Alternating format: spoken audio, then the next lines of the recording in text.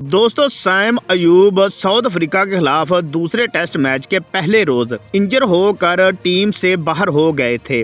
Sam Ayub को फौरी तिब्बी अमदाद तो दी गई, लेकिन बाद में सैम अयूब की टांग में दर्द काफ़ी ज़्यादा बढ़ गया, जिसकी वजह से सैम अयूब को साउथ अफ्रीका से फौरी इंग्लैंड शिफ्ट कर दिया गया, जहां इनका एक हॉस्पिटल में इलाज चल रहा है।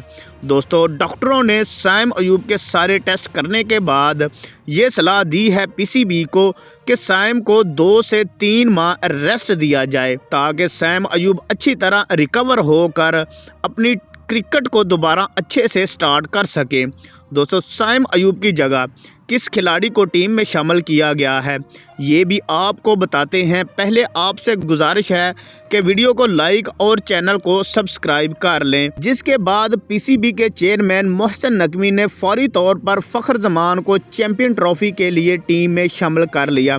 मोहसिन नकवी ने कहा कि सैम अयूब हमारी क्रिकेट का मुस्तकबिल है, हम इसे ज़ाया नहीं करेंगे। सैम अयूब का हम मुकम्मल इलाज करवाएंगे और सैम अयूब को फ़िट होने में पूरा वक्त देंगे। मोहसिन नकवी ने इसके अलावा कहा कि टीम को भी मजबूत होना चाहिए, जिसकी वजह से हमने सैम अयूब की जगह फ़खर जमान को चूज़ किया है।